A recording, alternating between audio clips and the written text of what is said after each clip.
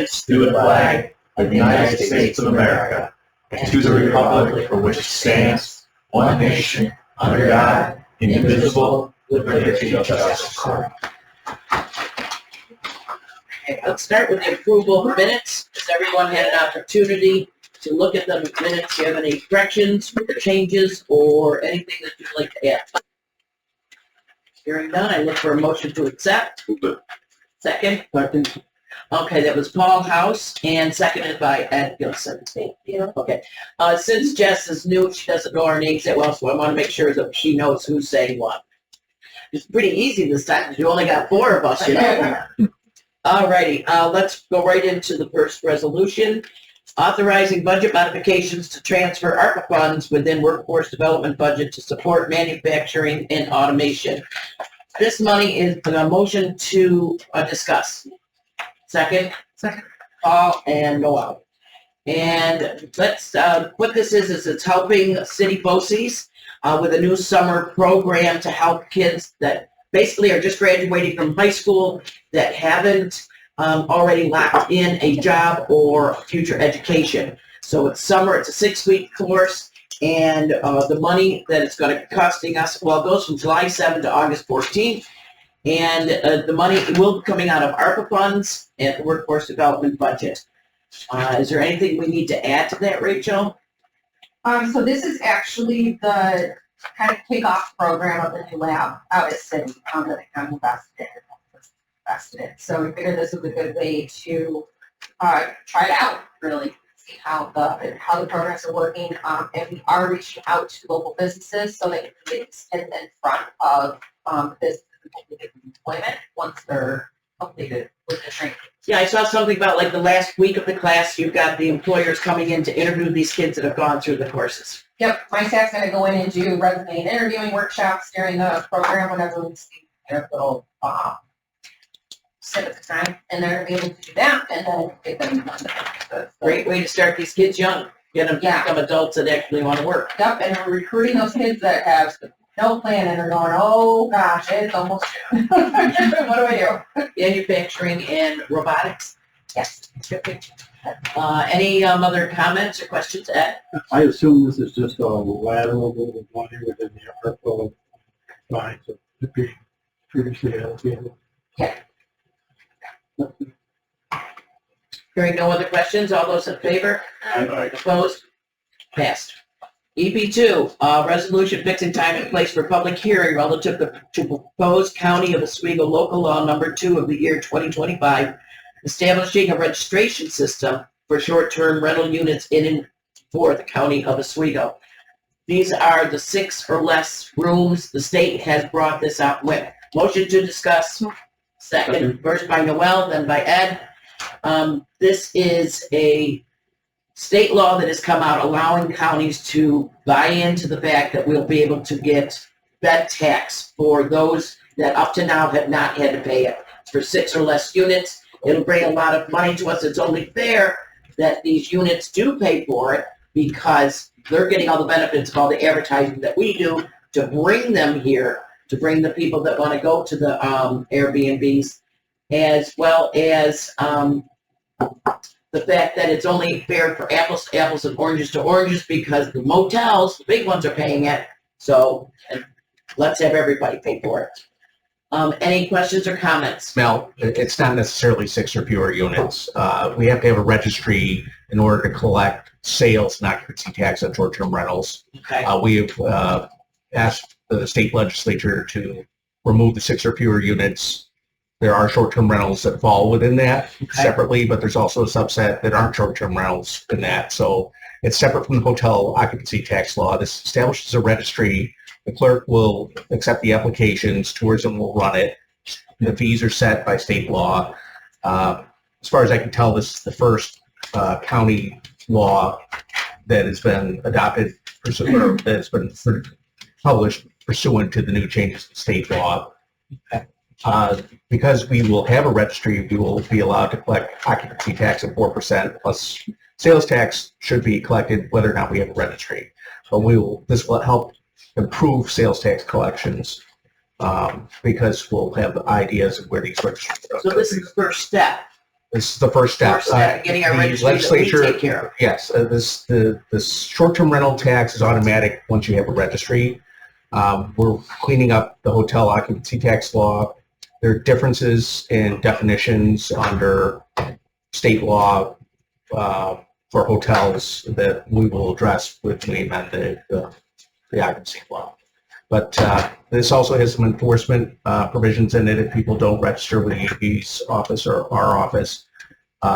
And we modeled some of this after municipalities that have short-term registries right at present time, towns, tourist areas, just to make sure that when they provide the information to tourism that there's off-street parking for the units required, there's trash removal, and things required by law like the smoke detector, the fire extinguisher, floor plan, and all that. So short-term rentals that are registered on this could be more than 6 units. It's without regard to the number of units on the registry. So basically, it's for it includes everybody. It does. It will end up that the short term will be the same as everybody. Well, it levels the playing field. It levels the playing Yes, field, you know, yes. that someone could operate something that's not a short-term rental and still be occupancy tax. Gotcha. Okay, and this is basically, we're just setting a time and date for the public hearing, which will be held next legislative session. Comments? Ed? Yeah, have we decided on a registration? He follows state law, the set state law. We know that It's, I believe, $200 for 2 years. and are we expecting any more personnel to forces?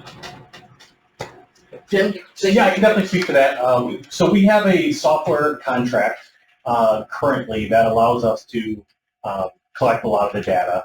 So I believe that with the registry, that'll also help us have a registration. Mark Lombardo is here. I wanted to introduce him to the committee. He also has some experience on the enforcement side. Mark, I don't know if you want to speak to that just a little bit. I don't know that we anticipate adding any additional staff, but No, I don't think we're going to need to.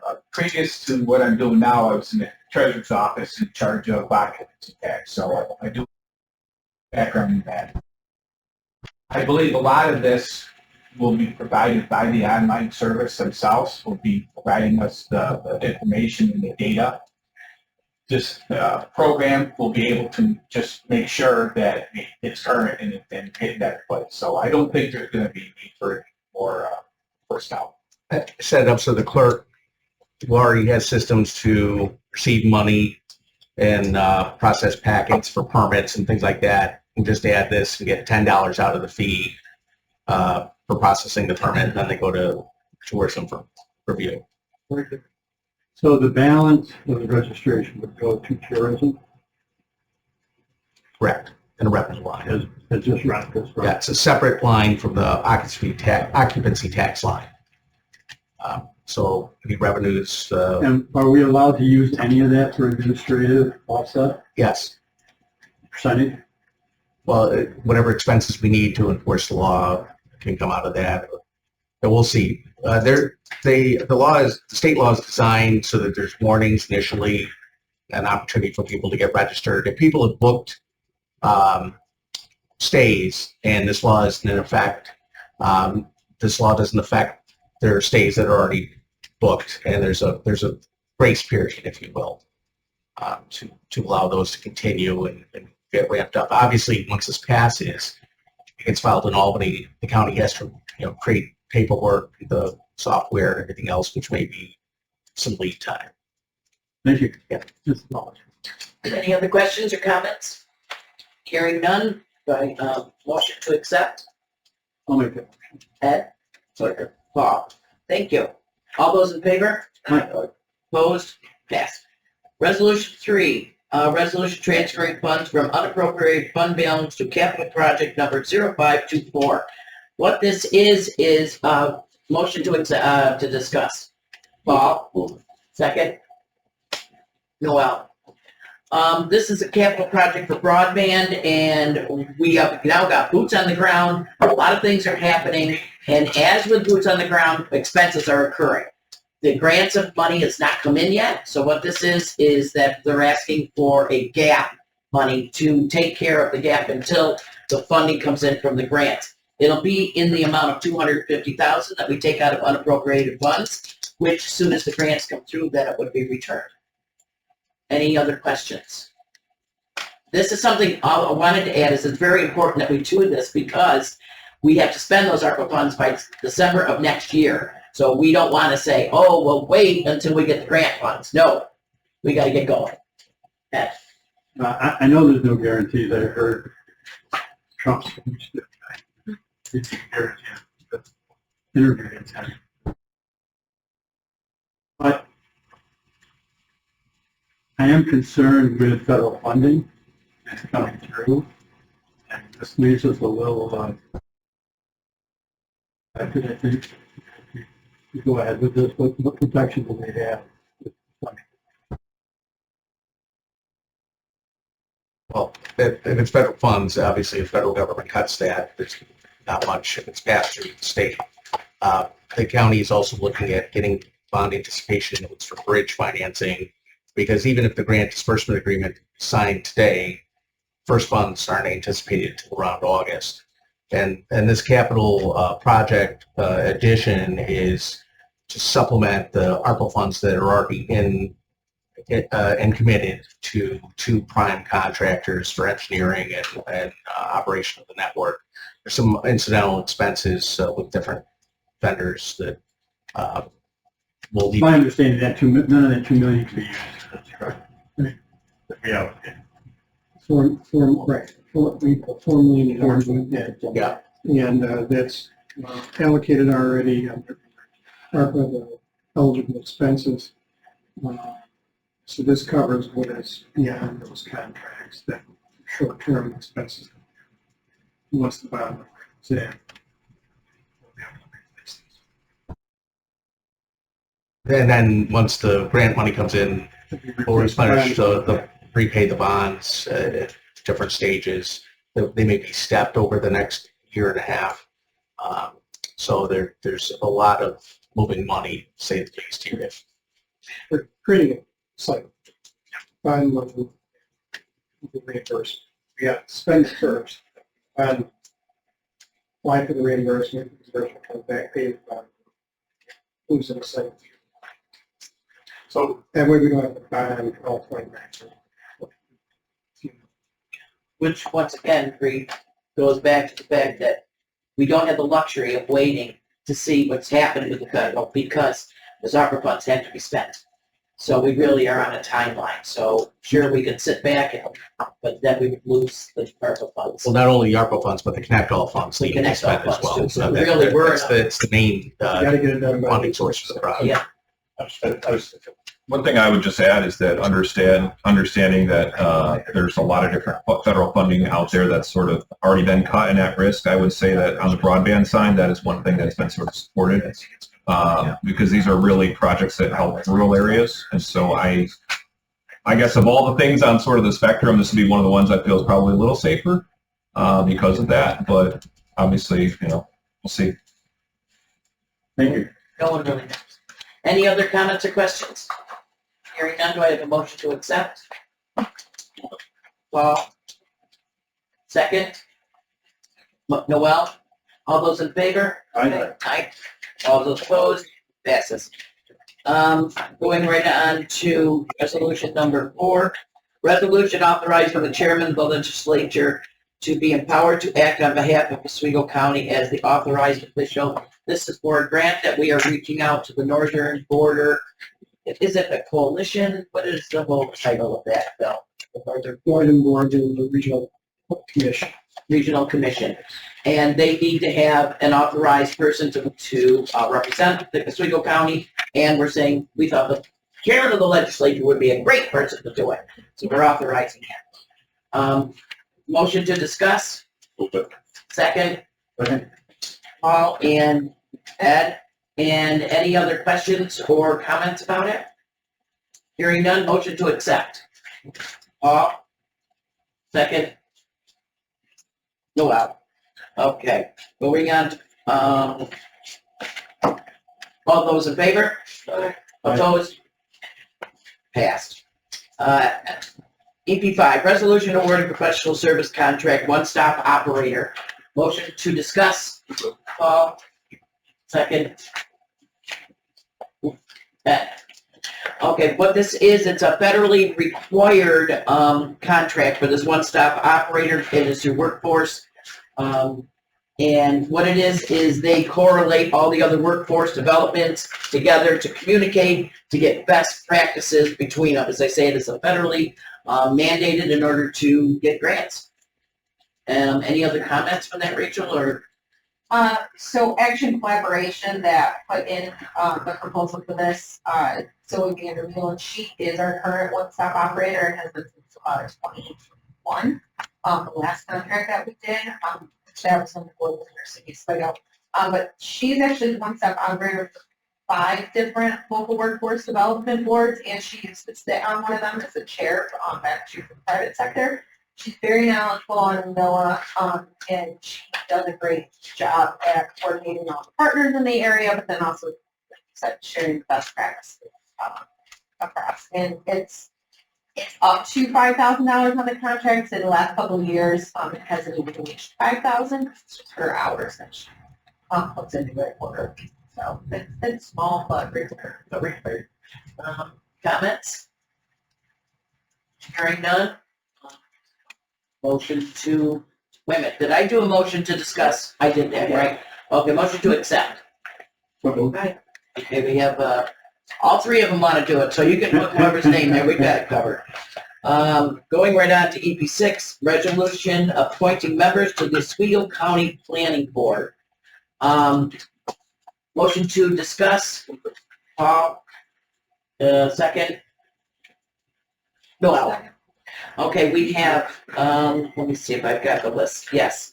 You should have the list in front of you. This is the list of people that are represented throughout the county. So we have someone from all different areas. There is a representative from the minority, and there's a representative from the majority. And I do believe the highway superintendent has to be on that as an ex officio.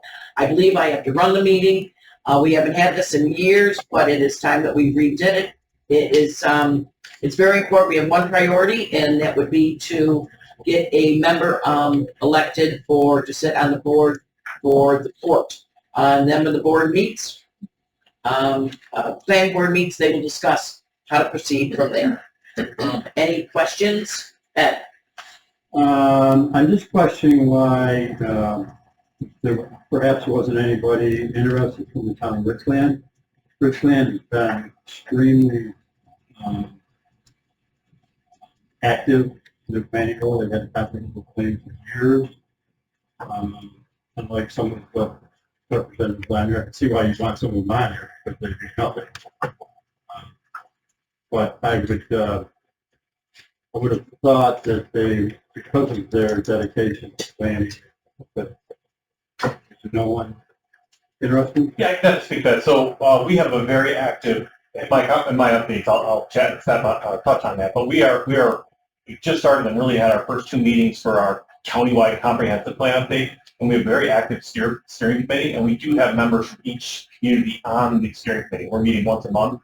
This group, because we only have 10 across the entire county, we really try to kind of get one from each of the quadrants, so to speak, in the cities and the kind of villages. So we did attempt to reach out to a number of folks, but because there's only about 10, it was a little more detailed, I would say. But because we have the active participation with Richland already with the steering committee, those folks are meeting once a month on the countywide plan, as opposed to this board that we honestly may meet once, twice a year, as opposed to the group that we're meeting with once a month. So they're actively involved with what's shaping the county's comprehensive plan. So, let me just bring up in that, I guess, is there rules in place for, that those positions are for X amount of years and that will get turned over at some point, or leave members who join? Well, when the meeting, once the group meets, once the board, then we can discuss, how we'll go forward with that. But we have to have these people meet first. Sure. And Term is 5 years. 5 years? Yeah, I need to, the expiration dates are wrong in the resolution. I believe some are staggered. So I didn't have the names right at the time, but Probably would be good to stagger them just so you don't have a complete board turnover. I'll check that. See. Okay, if do it. So I would move it, amend we this on amend the it, floor? amend it on the floor. Thanks for addressing it. Just wanted to. Okay, is there any other questions about, naming these people on the board? Hearing none, do I have a motion to approve? Second? Ed, all those in favor? Aye. Opposed? Carried. Going right on to ADP 6.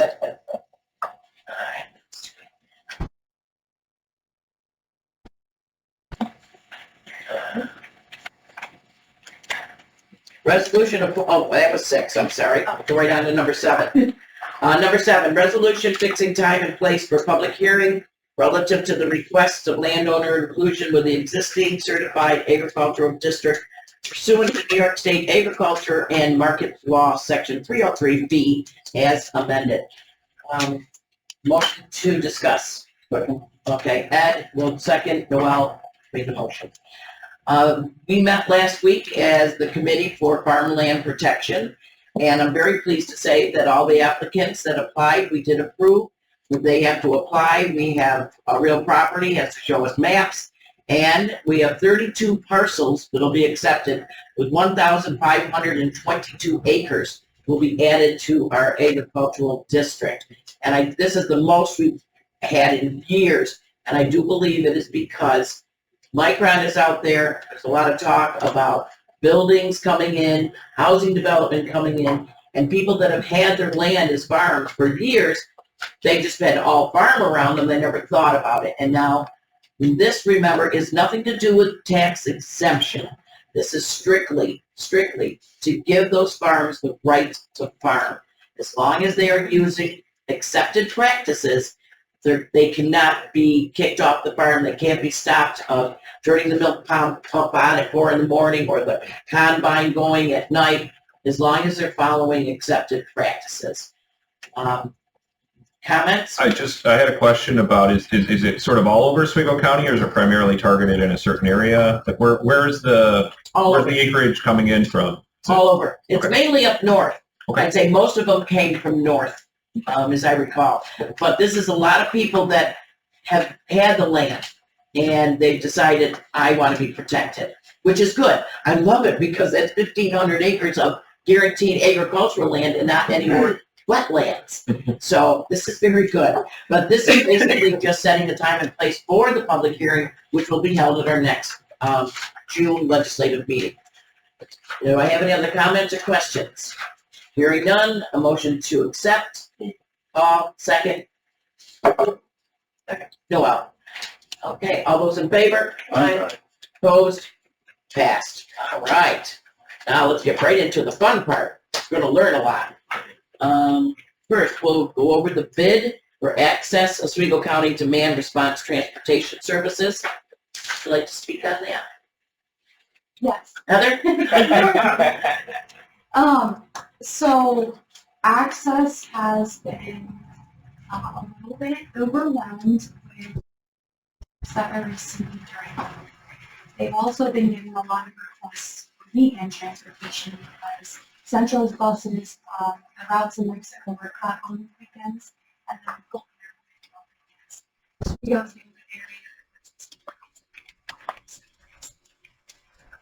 So this would allow us to operate the Access service 7 days a week. So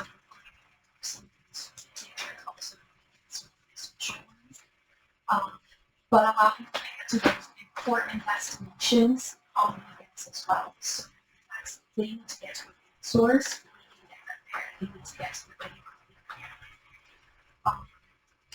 I think that a game changer with this is that the buses that we had arrive do not require Class B license in water. They are now only Class C license. They are the same length. I'm sorry, they are longer and bigger, but they're lighter. So because of the buses, we can now have bus drivers come in and train on the job while they work up to a higher class license to drive more. We can get more drivers in a lot quicker now. I have to talk to you more about that.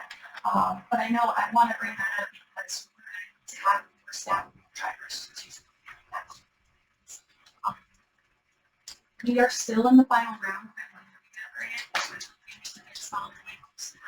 Also push those into the access service. I think that would be a solution for weekends. Right now, the region is much for weekends, and there's a lot of gaps in on weekends right now. I think sources, so I think it's a very difficult for to get to work and I'm sure you have that too. People that work on weekends. This would expand it from 5 days. So this bid was for who? And did they win it? So we actually bid it out twice. The reason why is we did have a competitive bidder. They were quite a bit higher. The second time that we bid it out, they didn't rebid. I believe that they did another bid with Office for the Aging. So they are in our county. But they don't have the amount of buses that would be required to do access service. We use the vendor's buses for those services. So we have So it was OCO that won the bid. OCO is the one that submitted two different pricing structures. So one where our office would handle intake, and the other where their office would handle intake and the transportation side. I think that a year from now, our office would be prepared to take over intake. To save us 10 to 15 cents a mile. What's the estimate, the total cost of that savings? You have that? For a year. Yeah. 330,000 miles is the estimate. So to that on that. 230 times 15 cents. Yeah. 60 grand. That's not bad. So, you know, we That pays for it. We'd have to have an additional person that would pay for the additional person that would be having to do that. we would have internal staff members. We have a new person who's coming first. I'm like 10 years right now. But once we get that third person on board and we have this person trained, that's why I don't recommend doing this contract for longer than a year.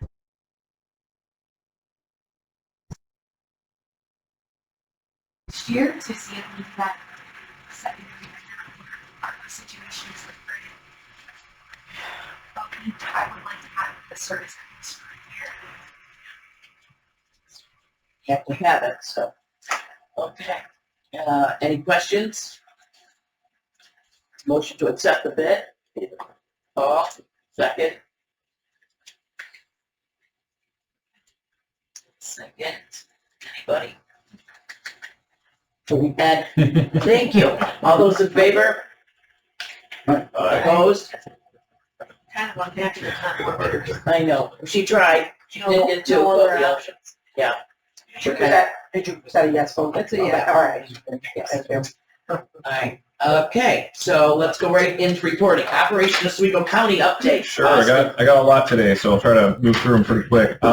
So last week we had we met the Micron Steering Committee's Economic Development Work Group met. We went over accomplishments from the last 12 months, which included getting federal funding related to the industrial park expansion, several other events that we had attended, and other sort of initiatives that are being pushed. We discussed 10 goals for 2025 and beyond. There were 35 attendees to the meeting. It was held virtually, and we're discussing holding meetings much more often, probably on a quarterly basis going forward.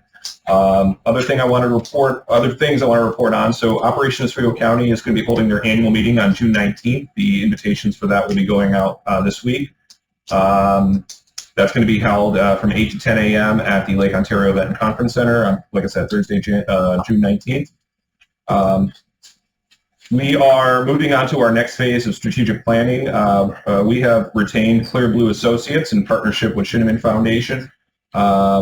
We have several people actually on this committee and involved with the county are involved on that. So Rachel Pierce and Ed Gilson are both on the strategic planning committee that's going to be meeting on like a weekly to bi-weekly basis related to it. Mel Chesborough is on the strategic advisory group that's going to be meeting 2 or 3 times over the next 3 months related to that.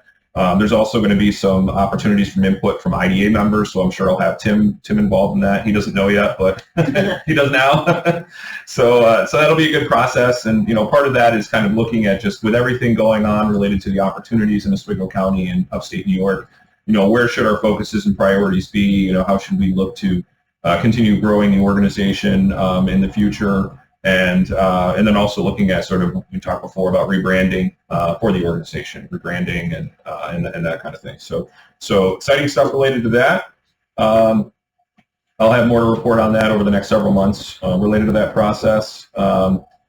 The housing study, I'm not going to cut too much into this, but just want to let you know we're kind of it's getting to a close here. We're looking to schedule a meeting in early June for MRB Group to come and make a presentation to the steering committee, the public, and to the IDA on that. So we're probably going to be looking at one day where we're kind of rolling out a couple different, either one large meeting to the whole group or a couple meetings that, would give an opportunity for different groups to ask questions related to that. Date to be determined, but it's looking at the first sort of week in June for that. In terms of other things, today, the Central New York Regional Economic Development Council, which I'm on, is going to be meeting at Cuba Community College Fulton campus from 2 to 4. So I will be there at that. And then also the Village of Pulaski has their first local planning commission meeting tonight at 5 o'clock, 5 to 7. I am the co-chair of the Village of Pulaski's Local Planning Commission. This is the $10 million that they won through the DRI. And Tim Stahl is also on the Local Planning Commission, so he'll be there as well. And if I forgot anyone else, I don't know, Ed, if you're going to go as a member of the public for that, but it'll be interesting. So it's sort of outlining the boundary and then talking about the process for call for projects and sort of how this process will sort of work over the next sort of 6 months, 5 to 6 months. Yeah, I mentioned to Tim that I think. Good. I may have to cut it short because I got 4 jobs to work. All right. Hey, listen, we got our priorities, so I understand. Mouse and I will be over after. Yeah. Seriously, is that an invitation or? No. That's good. Nice and wide. I love it. This is similar to what Phoenix went through with their. Yeah, it's Phoenix was the New York Forward, but it's more or less the same process. It's just more money. It's fascinating. Yeah. It really is to see all the options and the ideas that are coming in, what they bring with it, and everybody's got a little bit of skin in the game. I loved watching it. It's more or less the same group from the state perspective. Holly Burnett from Department of State, sort of going to be the Department of State representative there. CNS Companies, Emma Phillips, who's with their planning side, is going to be sort of leading the effort on they're the consultant that'll be working with them. But no, it should be a good process. I've been involved in several of these, and it's good to have Tim and others, that in particular, a lot of people from the community there that both business owners and residents from Pulaski, and that will be involved in that process. So it's. And then you see it right in fruition. I mean, I've seen finally in Phoenix where all those projects that we went step by step are being built and being expanded. It's great. It really is. And that's a good transition into my next part, is talking about projects. So a couple of those are, so one in particular I wanted to talk about, Lock One Distillery in Phoenix is growing. They have a $250,000 project down there that's part of the New York Forward. They're building a open air pavilion down there. Yeah. It is. I can't believe it's that big. It's going to host concerts. It's going to do other events. They're talking to the village about doing farmers markets down there. I don't know. I don't know why they're doing it so tall, but I'm assuming for concerts. I'm assuming that's probably maybe for why. The sound of concerts and lighting and other things like that. But it's an exciting project they're doing down there. So actually wanted to add that the IDA has approved financing for that project. So the IDA is putting $100,000 of financing into that project, that $250,000 project. So that's. We've also supported other projects down there, which is 15 Colbert Street, which is the barbecue restaurant that's on the corner. So they're building a whole sort of entertainment district in the downtown Phoenix area, which is going to be great for attracting visitors to Oswego County, as well as creating quality of life for people who live nearby. Other projects that we are working on in that area, so OCO, which runs the Discovery Daycare facility in the industrial park, they have put in an application to New York State, a grant application to help support the acquisition, renovation, and expansion of the Discovery Daycare facility in the industrial park. Still early on, so we're hopeful that they get that. It's nothing that's been set in stone, but it is a project that went in that would support 28 jobs that are currently there, plus create an additional 10 jobs at the daycare. And it helps to sort of meet some of the need. There's a critical daycare need in Oswego County. There's going to be as growth happens, there's going to be a more critical need in that area for additional daycare. So we'd like to see that go forward. Want to give an update. So with the industrial park expansion, I think I told before, our Fast New York application went in earlier this year. 2 weeks ago, we hosted representatives from Empire State Development that came out to see the site. We're very impressed by it. Our next step on that is to make a presentation in Albany to the powers that be who approve these. Just to remind you, it's a $7.2 million application to New York State for that. There's $5 million being matched by the IDA and the U.S. Economic Development Administration that's already been committed to the project for public infrastructure.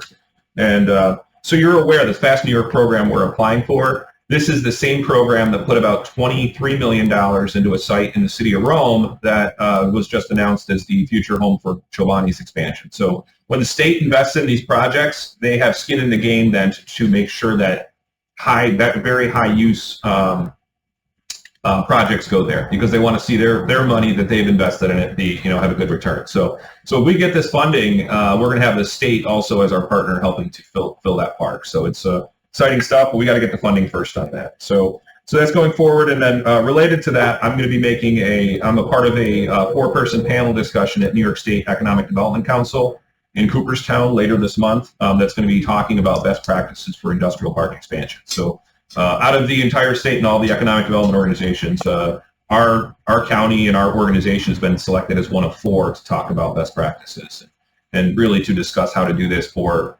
rural counties. So pretty proud of that we're going to be a part of that. We're proud that you've been selected. I mean, Yeah. that really says a lot about what you're doing for the county. Thank you.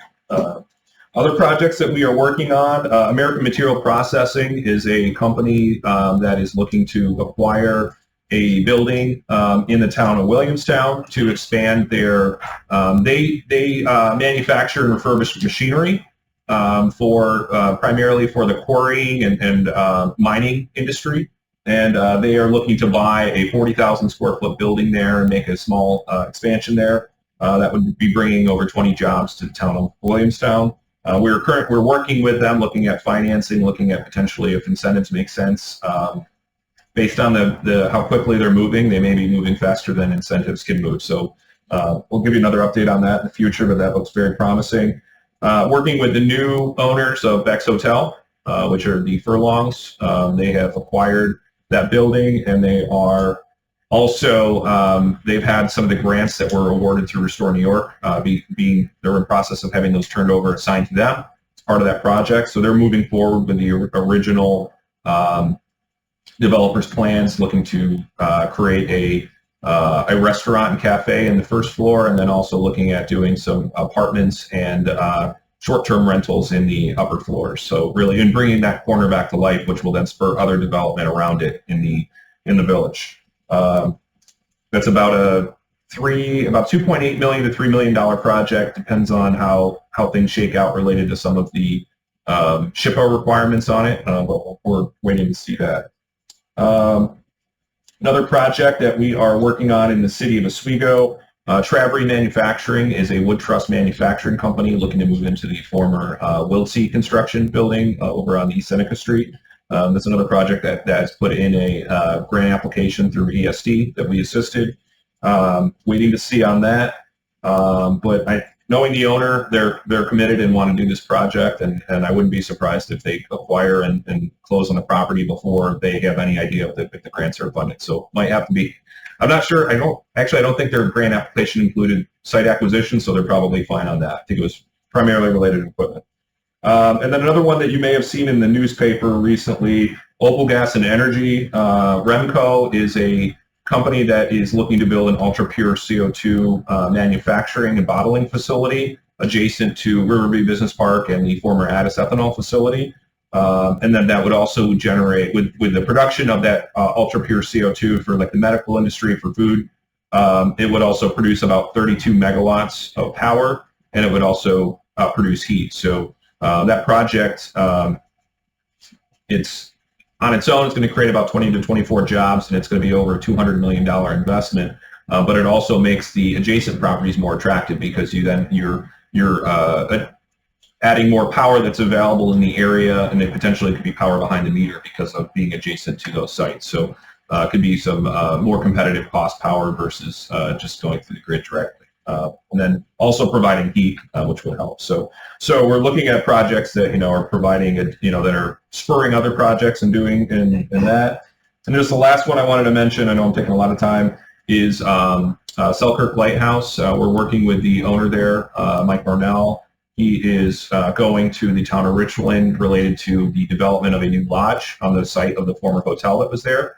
That would add to the services that he has there. He's also looking to expand his small, very small store that he has there to be more of a full service convenience, and then also looking to add food service there, and then looking to enclose. He has an open air pavilion there right now. He's looking to enclose that, and really wants it to be sort of a one-stop shop for tourists and the charter fishermen that use that site and everything else. Because if you're out there in that area, if you need to go buy something, you're having to go all the way. It's a little bit of a hike to go and buy that stuff, or to have a restaurant, a restaurant. I wouldn't call it like a sit-down restaurant, but it's going to be more like a Rudy's kind of a restaurant. It is a sit-down, but it's kind of more faster, more casual food. So great project, but we're working on stuff all over the county. The only thing we're not working in right now is on the North Shore, but at least one of these that I've noted, that I've mentioned, but we are working on some stuff out there. And just for this is just a few of the projects that we're working on that are further along, but we have 45 active projects right now. It's a crazy time in economic development in terms of just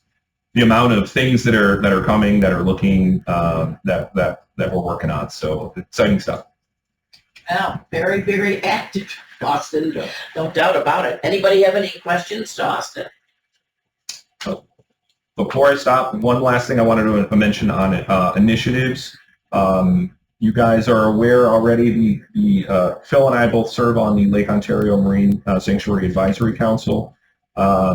We had our first meeting for that a couple weeks ago. I didn't know if Phil was going to say anything, but jump in front of you on that. And it was good. I think that, one of the things that we're going to be trying to do, and sort of in the face of federal budget cuts, is to see how the county, state, and other entities, potentially foundations, could help assist in the development of a visitor center, that potentially could be located here in Oswego County.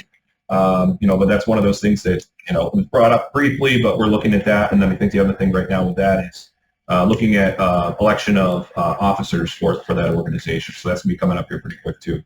And then lastly, Upstate Energy Jobs. For those who remember, that was a coalition put together back in 2015 and 2016 related to the potential closure of Fitzpatrick. At the time, it was mentioned it was slated for closure due to economic reasons. We were able to, through that coalition and working with the state, we were able to save that plant with the development of what's called the Zero Emission Credit Program, ZECS.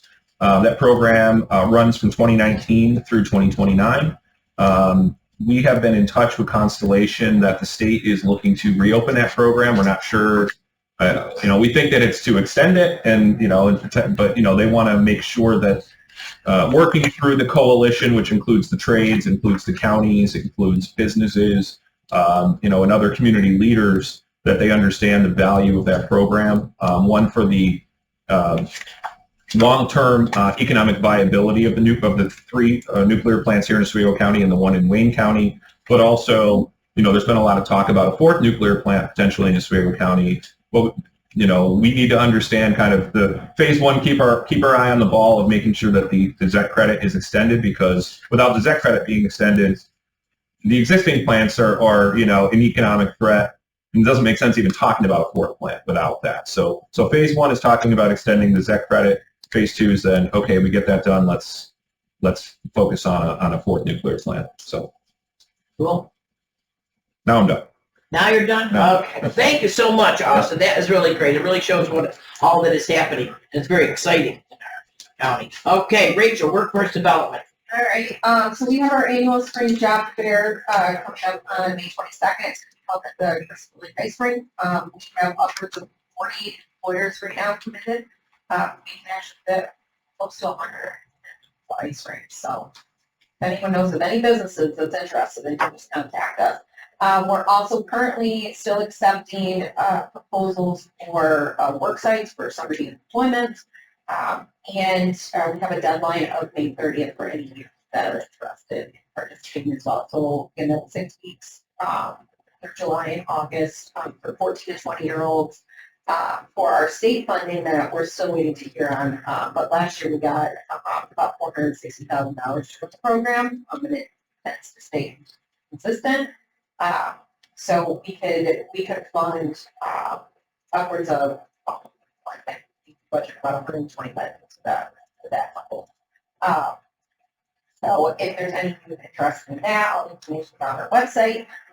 We also have, starting this week, information sessions. We're doing virtual and in-person for participants for the Oswego Build Initiative. Our first cohort is scheduled to start in August. We held it at the Plumber Seafarers Training facility that's in Oswego. So that is basic training, pre-apprenticeship for the trade unions.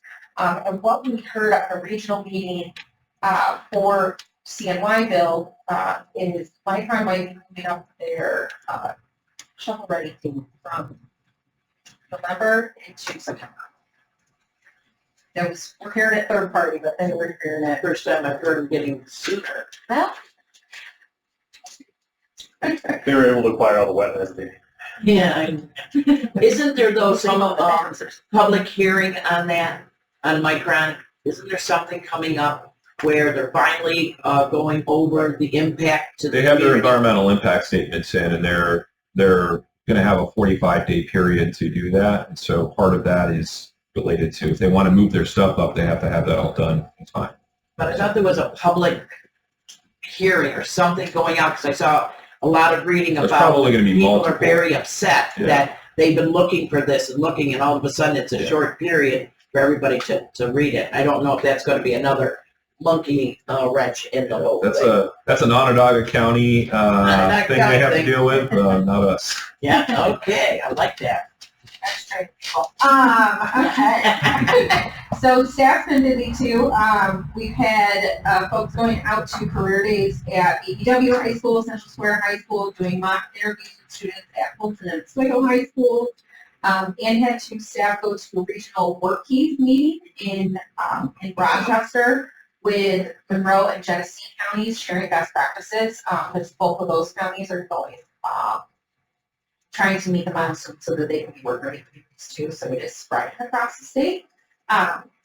They also attended a meeting out at BOCES for the EMT training that Law provides funding for back in December. So that was for public justice students that are up in the seniors.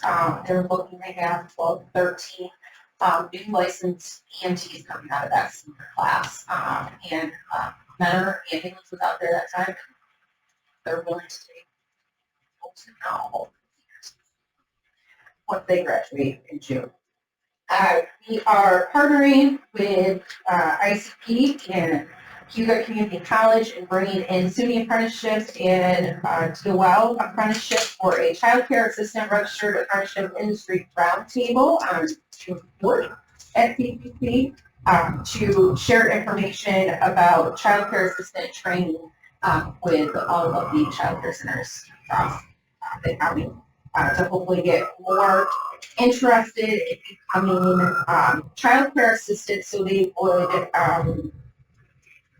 be employed by the child care centers. We would come into an on-the-job training contract to be able to reimburse child care centers for 50% of the wages of these new employees, and then the employees would also be enrolled in CPC classes, which are going to be offered online, to be able to earn their CDA certificate to be able to be a child care assistant. So it's a good way to get them earning while they learn and also on track to move up within the system of child care centers, because there are some centers out there that would like to expand. They don't staff need to do.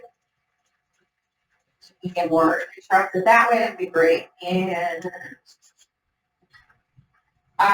we have new employment specialist that is starting on Monday that rounds out our full staffing, in the office. And, on another note, I have been in contact with, Brian Chetney, about airport funding, being cost. And he did give me information on Friday on all of the placements, that they have. So, and what we're looking at is how can we help fund, participants so that they can stay in the positions that they've been working in. The educational piece is a whole different beast, and I don't know if we can help with that. Got to read into it more, but to be able to provide a wage, so that they can be working, helping, the nonprofits that we're working at as well. Half of the sites are already on our list for somebody's employment, but I think they don't have leads. Why? So, Brian and I are regrouping this week to see. Teamwork. Yep. Good. I think that's it. Any questions for Rachel? Hearing none, let's move right on to promotion and tourism. Dan, It's motion National Tourism and Travel Week. This week we'll be posting daily, highlighting different areas of interest in potential visitors in the county. Yesterday we posted with the kickoff of Great Lakes Awareness Day, which had 45,000 views. We also attended 2 student administration admitted days, open house in SUNY Oswego in April. Talk with future students and parents about Summer River Falls, Florida, Ontario, State Haven Museum. Most of the parents commented on the community and Oswego itself, how much it's, being that some of the parents are graduating, they commented how safe and, how much progress there was. We also attended Walleye Fest on Sunday down at Brewerton Speedway. The weather wasn't that great, but it was cold and rainy.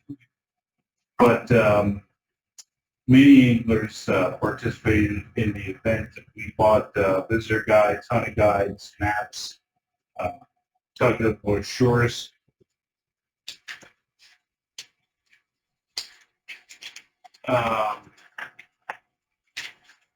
We have billboards, these going up in Watertown, Canastota, and Weedsport. On the thruway, it's in Weedsport, and Canastota, and Watertown on 81.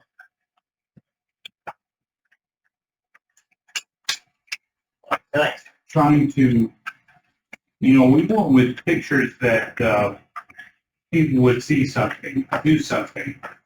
Why we went fishing in Watertown, in Canastota, the family around the fireplace, and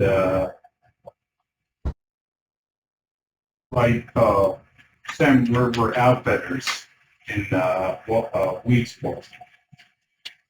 On It's nice, it's all families. I like that. Yeah, or, trying to catch the eye of doing something, as opposed to scenic, Activities, yes. Our top performing on Facebook was racing in Oswego County, followed by the Chinook Salmon Stocking on Lake Ontario. The Chinook Salmon Stocking was on the east side here, so, they, for about 3 weeks, salmon stay in the nets and they release them.